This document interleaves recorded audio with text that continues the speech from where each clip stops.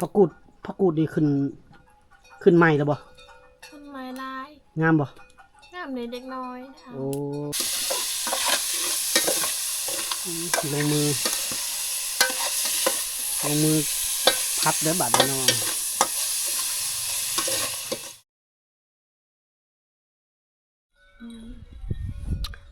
สบายดีพ่อแม่พี่น้องเบ่ทุกคนเด้อพี่น้องที่ก็สบายดีสมาอยู่ไกลแท้อยู่ทางหลังเอานี่เลยเห็นห่างๆนี่แหละพอMCขึ้นฮอดจะขึ้นฮอดไผเนาะจะขึ้นฮอดน้องไก่จะขึ้นฮอดสับไทยเนาะแดดออกมื้อนี้ฟ้าเปิดเพิ่นว่าพี่น้องเอ้ยเปิดก็เปิดยังมีแจ้งปานใดก็แจ้งอยู่แต่ก็ยังสิมีฝนตกอยู่ออกแรงๆมาพี่น้องเอ้ยลมเย็นหุ้ยๆเนาะเดือน11 12ตาวเดือนเพิ่นว่าได้ก็เดือน11ลมตองเดือน12ลมตาวคอยหาผู้บ่าวน กเจนแว่นห้องอยู่ปลายไม้เนาะพญากระนกมีคงกันจังดีบ่แม่นคนผู้เฒ่าเด้ คนโบราณแหละแม่นมีพญานี่เฮาคนวัยรุ่นเนาะก็มีคงกันจังดีเนาะเฮาคนวัยรุ่นเด้มาบ้านหนองใจหลังจากฟ้าเปิดฟ้าสว่างแล้วก็มาแล้วพี่น้องมาถ่ายทำคลิปท่องเที่ยวแน่แล้วก็มาแวะหนองใจแน่ซื้อซีนหมูมาโลนึงเพราะว่าไก่บ้านน้องใจต้องแวะน้องใจก่อนจะไข่ทางอื่นได้แม่นน้องใจบ่อยู่ก็แวะได้พี่น้องเอ้ยแวะซื้อน้ำซื้อในกินแล้วก็ไปต่อ ฝากพี่ฝากน้องเด้อพี่น้องช่วงนี้ก็ยูทูบเบอร์ลาวเฮาก็แต่ละคนก็ห้องกุกกากเบิดเนาะขอบ่จอยให้ติ๊กกับฝากใจฝากกดไลค์กดแชร์ให้เด้อยอดวิวแต่ละคนก็บางคนนี่ออกมาเว้าแล้วบ่จอยนี่ก็ชูก็จมผู้เดียวอยู่เฮือนหมดแล้วยอดวิวบ่ไปเนาะก็ย่ามันเฮ็ดได้พี่น้องเอ้ยเด็กๆสมชัยติ๊กบ่ได้ถ่ายคลิปเลยสาวอุทัยยังบ่ได้ถ่ายตอนแรกว่าให้สาวอุทัยถ่ายซอยแน่พอได้ค่าน้ำมันนำกันสาวอุทัยแฮงก็แต่ขี้คร้านนี่โอ้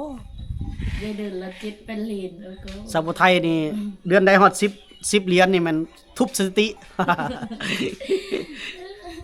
แล้ววันนี้มันก็ถ่ายน้องใจก็สิ FC สมชัยขึ้นฮอดน้องใจแล้วหลายส่องบ่จอยนี่มันรุ่นให้ฮอด100ให้ตัดยอดฮอด$100นะแต่ละเดือนนี่โอ้ตายแล้วพี่น้องเอ้ยเดือนนี้ได้บ่$10เนาะบ้านเมืองเขาเฮ็ดคลิปเป็นยูทูบเบอร์ออกรถออกราง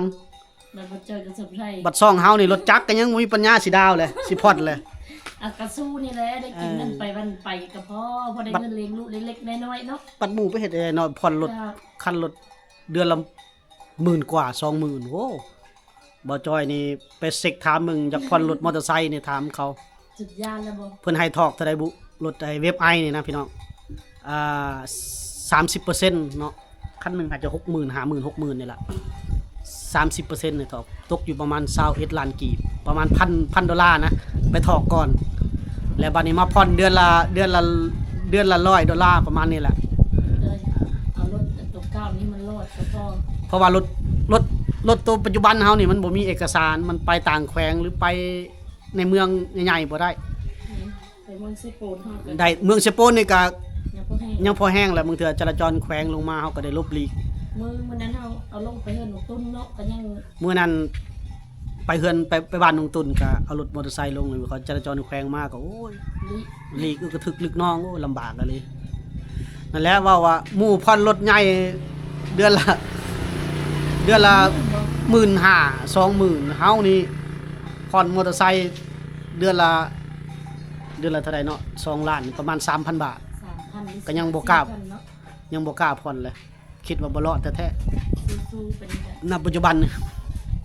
เว้าสู่พี่น้องฟังดอกแต่เฮ็ดได้มันจำเป็นละยามได้ก็ได้ยามบ่ได้ก็บ่ได้เฮ็ดได้ก็ค่อยสู้ไปเนาะพี่น้องเนาะบ่จอยก็หาหลายทางหาแต่ละพยายามเปิดช่องใหม่พยายามหาทางบ้านฟ้าเนี่ยบ้านฟ้าก็ลงทุนไปซื้อช่องเขาก็ถึกลึกน้องก็ยังบ่ได้เงินจักบาทเดี๋ยวนี้ยังบ่ได้เข้าเงินอยู่ยังลงทุนอยู่นะยังลงทุนใหม่ตลอดเนาะพี่น้องเนาะอย่าคิดอยู่ว่าโอ้ตายแล้วเนาะว่าเฮานี่คันไปเปรียบเทียบกับคนอื่นเลยไว้ความท้อบ่ให้เว้าเลยการทำบ่เปรียบเทียบแล้วเฮาอยู่ของเฮาแต่ว่าพยายามตอนนี้พยายามดิ้นรนให้รอดเดือนชนเดือนไปนะพี่น้อง เห็นบ่พี่น้องบางคนไปยามน้องนั่น นี่นะ ไปยามน้องนั่นแน่ไปยามน้องนี่แน่ที่บ่จอยบ่ไปนี่บ่แม่นหยังเด้พี่น้องเอ้ยบ่มีเงินซื้อมันยังให้เขาเจ้าเนาะสมมุติเฮาไปยามน้องเพิ่นเนาะเฮานัดน้องเพิ่นนี้เฮาก็ต้องได้ต้องได้มีค่าเสียเวลาเด้ทุกคนต้องได้ให้หมดล่ะบ่ได้ไปฟรีดอก มันก็คิด อย่างน้อยบ่น้อยก็หลายเนาะคือสมมุติว่าเฮานัดน้องจันไว้นี่น้องจันเอ้ยเจ้าอยู่เฮือนเด้อตอนแรงอ้ายสิ จะเอ๊ะ อ้ายสิเข้าไปบัดนี้ก็ เห็นมี เฮาเข้าไปเฮาก็ซื้อของอยู่ของกินไปต้อนลาวบ่ซั่นเฮาก็ให้ค่าเสียเวลาลาวประมาณนั้นแหละเนาะพี่น้องเนาะเฮาก็เลยบ่ได้ไปไสซุมื้อนี้บ่ได้ไปยามพุ่นน่ะพุ่นนี้เพราะว่าเกรงใจเขาอาศัยว่าพบไปบังเอิญโอเคเฮาก็ถ่ายบางคนเนาะบางคนก็บ่ให้ถ่ายคือน้องจนน่ะก็น้องจนนี่รู้สึกว่าจะอายกล้องแหละตามเห็นแล้วเว้ากับแม่ก็สิสงสัยสิบ่ได้ถ่ายพังเบิ่งน้องยองมาก่อนคันได้2คนแหละมื้อเดือนน้องเพิ่นให้ถ่ายก็สิได้ถ่ายทำต่อเนาะแต่น่าเสียดายนะน้องจนนี่ชีวิตเราน่าสงสารมื้อเทื่อเฮาได้ถ่ายทำไปมื้อเทื่อผู้ใหญ่เพิ่นสิยืนมือเข้ามาซอยเนาะก็แล้วแต่บุญวาสนาของเฮาแล้วก็ของเขาเนาะพี่น้องเนาะบุญวาสนามันถือกันมันหันสิได้ ไหลไป ร่วมช่วยเหลือนำกันเนาะพี่น้องเนาะอ่ะเขาไปหาน้องใจรู้สึกว่าบ่จอยเว้ายาวเลยคลิปนี่ นะ เว้ายาวเลยโอเคเข้าไปหาน้องใจเลยเนาะพี่น้องเนาะโอ้มันยังอีกเด้เนาะเพิ่นสารนี่เนาะ เล้าข้าว อันนี้เขาเอาไว้เข้าเด้เนาะ หอมเนาะ มองบ่อนขังเข้าไว้หั่นเด้มองเอาไว้เข้าเปลือกก็สิไว้ในเฮือนครัวแล้ว คือสิเวียนเฮือนเก่าแล้วนี่แหละ แม่นแล้ว ละพื้นออกนี่มันกว้างเลยนี่ละมัดเย็นเลย แล้วก็ถอกข้าวสารเข้าไปถอกข้าวเปลือกเข้าไป สางสารเนาะ นั่นนี่แหล้วเขาบ่ได้ใส่อันนั้นเด้บ่ได้ใส่เป็นกระสอบ เราซื้อ เพิ่นคือบ่ใส่กระสอบไว้เนาะ เพราะว่าเขาเปียกเด้ ยันเขาบ่แห้งบ่เนาะ เขาทอกนี่มันก็ล่มพัดล่มหยังมันก็แห้งก็จะใส่กระสอบมันก็สิแตกงอกเพราะว่าเขาเปียกได้ พอเพิ่นละสารนะ ทีแรกบัดเพิ่นพื้นนี่เพิ่นมัดนี่มันนี่ กวางเติบ ทีแรกบัดเพิ่น บ่อนเอาไว้เข้าเปลือกพี่น้องเอ้ย หอมเลยเนาะ ยุงข้าวหั่นแหละว่าซั่นยุงข้าวอยู่ในบ้านว่าซั่นซะ ลาวข้าว ยุงข้าว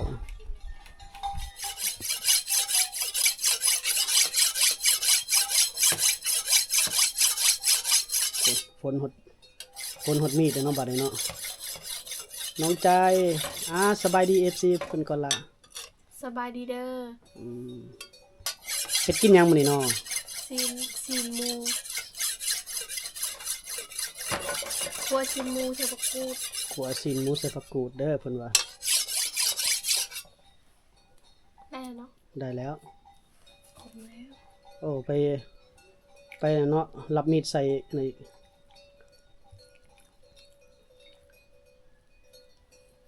เฮ็ดอยู่เฮ็ดกินได้มื้อนี้เนาะเขาครัวอีกแล้ว โอ้ย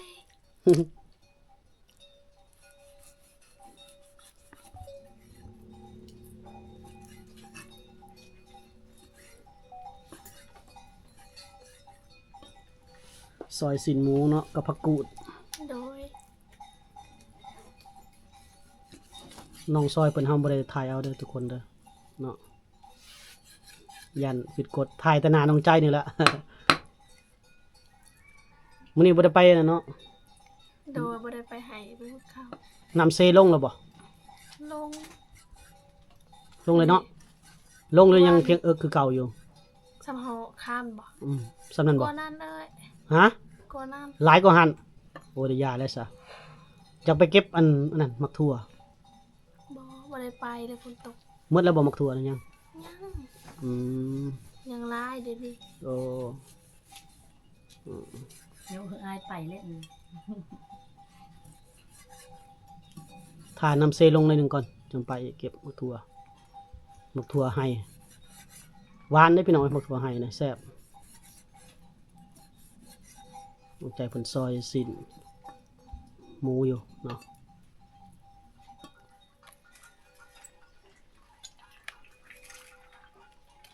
น้องใจมักเผ็ดหรือบ่มักเผ็ด มักเผ็ด อืมเผ็ดและแซ่บเนาะ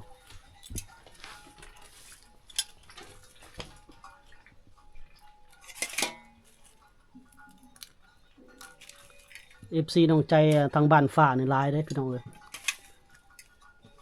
ทางบ้านแดงนิดหน่อย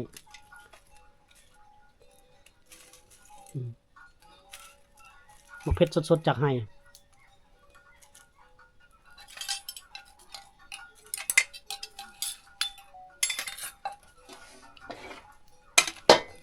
ตำเจียวเพิ่นว่าเซ็ดผักกูดความ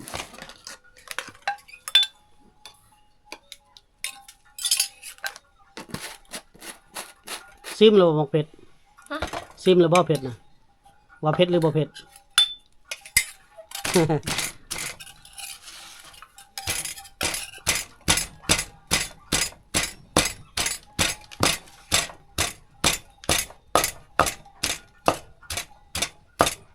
มือน้องใจมาในลุคนุ่งสิ้นนะนุ่งสิ้นแหละเป็นสาวบ้านๆถือว่างาม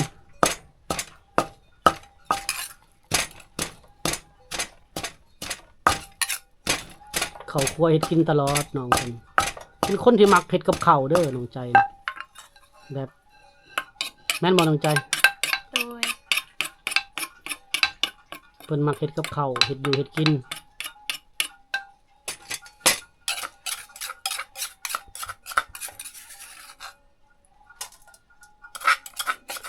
FC น้องใจก็ฝากกดไลค์กดแชร์ให้เด้อให้กำลังใจทางทีมงานเฮายอดวิวปังๆก็จะได้ค่าขนมให้น้องใจพร้อมเนาะน้องใจเนาะ โดย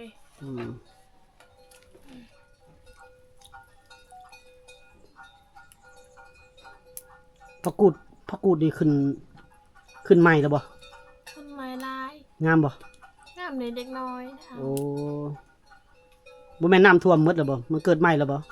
ตอนนี้บ่น้ำบ่ขึ้นน้ำขึ้น น้ำลงแล้วเนาะมื้อก่อนนั้นน้ำท่วมเต็มหมดแถวนั้นผักกูดสดๆจากบ้านน้องเองเลยเด้ไปเก็บอยู่ในห้วยแป๊บเดียวบ่ฮอด15นาทีซ้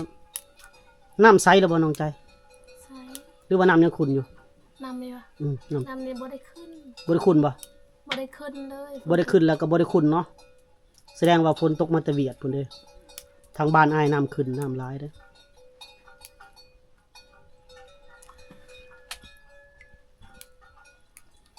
ผักกูดมีเวลาได้น้องใจพาไปเก็บผักกูดอีกพุ่นว่าเก็บตอนเย็นๆอากาศแรงๆดอกให้ผักกูดใหญ่ๆก่อนเนาะน้องใจเนาะ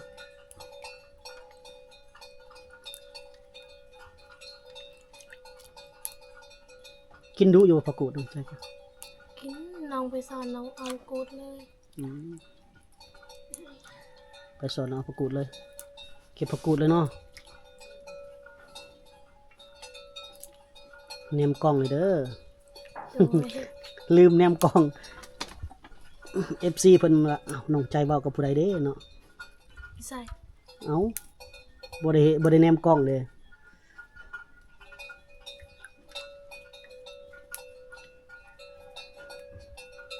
ซุปตา FC แหล้ว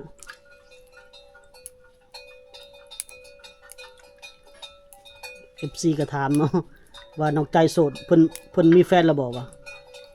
ถ้ามีแฟนไผสิมาถ่ายเนาะน้องใจเนาะ โดย โอ้โห ยังโสด มีแฟนก็บ่ถ่ายแล้วบ่มาใกล้แล้วไอ้จอยก็ไปถ่ายแฟนเขาก็หายแล้วเนาะ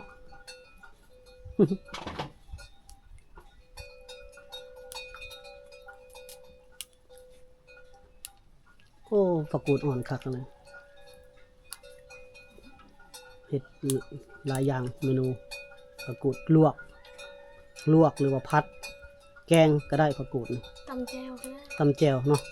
กินก็แซ่บอีกพี่น้องเอ้ย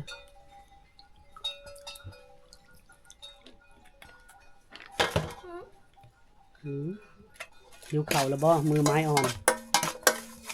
คือผู้สาวญี่ปุ่นเนาะ FC ว่ะคือสาวเจแปนนะเพิ่นว่านะ เป็นนางเจแปนว่า ก็สาวเจแปนสาวญี่ปุ่นเด้อ น้องมูจักสาวแปดเด้อ อืม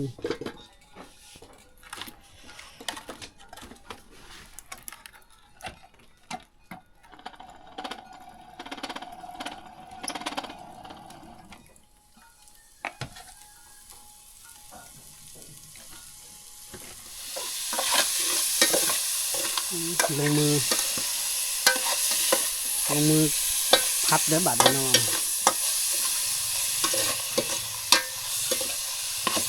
หอมกุ่นๆเลย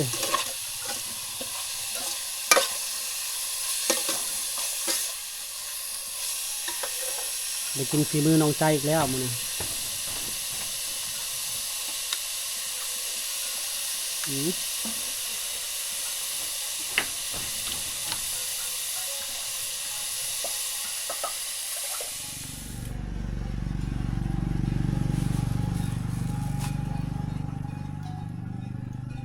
ใส่บะปีกล้วย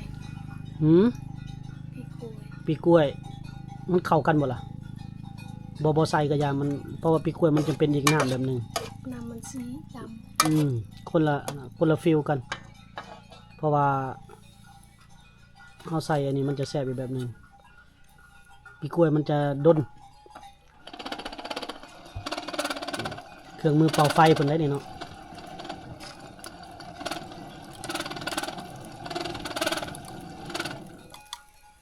ได้ใจขนาดเนาะใครกว่าเอาปากเป่าเนาะคันปากเป่านี่เป็นลมไปแล้วบัดนี้ไอ้จอยผู้หิวข้าวแห้งกระติกแล้วเนาะ ำ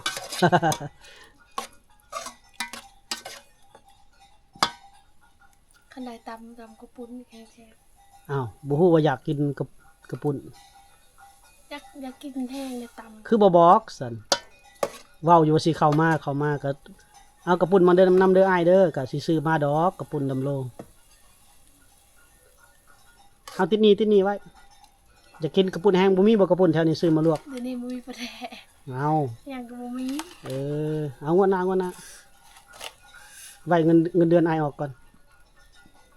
น้องใจว่าพอแห้งแล้วทาเงินเดือนออกบ่ได้กินจักเทื่อเลยเนาะ กินตลอด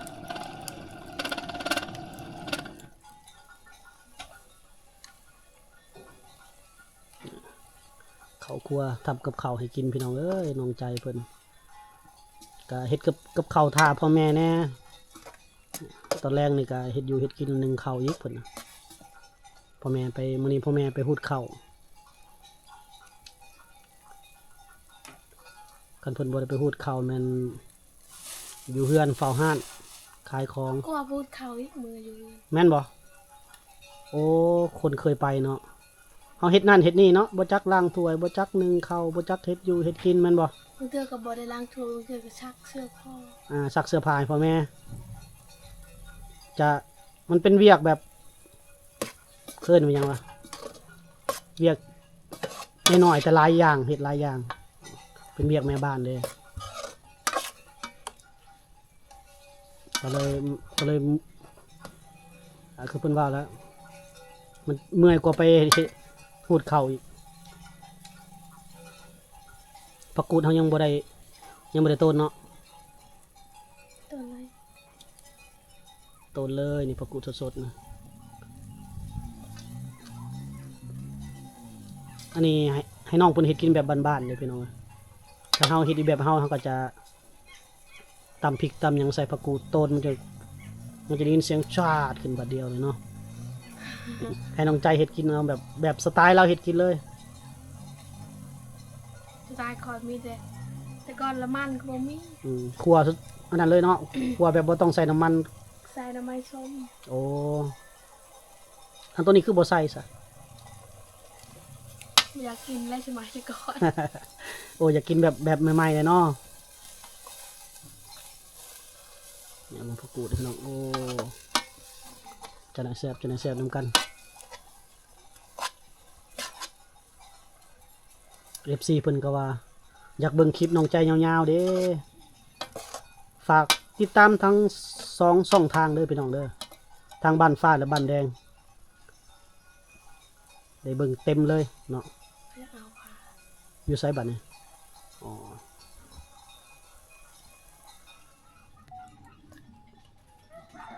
นี่ โอ้ควันตวดๆขึ้นมาเนาะกลินหอมกุ่นๆ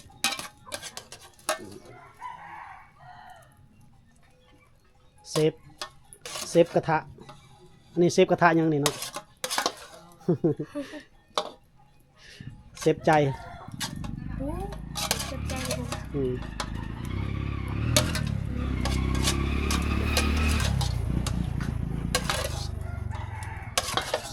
กินแล้วพี่น้องเอ้ยเตรียมจะกินในบาดนี้นะแซ่บๆนำกันเด้อ มาเด้อเราจะเฮ็ดกินให้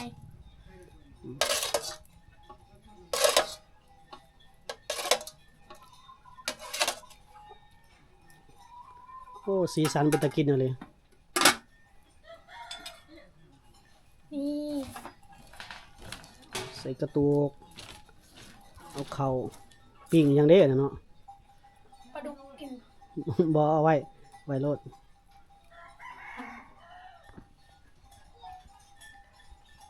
มาเด้อกินข้าวกับน้องใจ กินขั่วซีนหมูแซ่บ มาพี่น้องมากินข้าวกับน้องใจเพิ่นน้องใจลงมือก่อน ๆนี่ อืม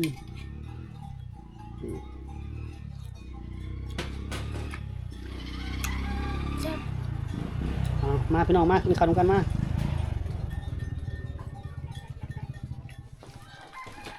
พี่น้องมากินข้าวนำกันเด้อ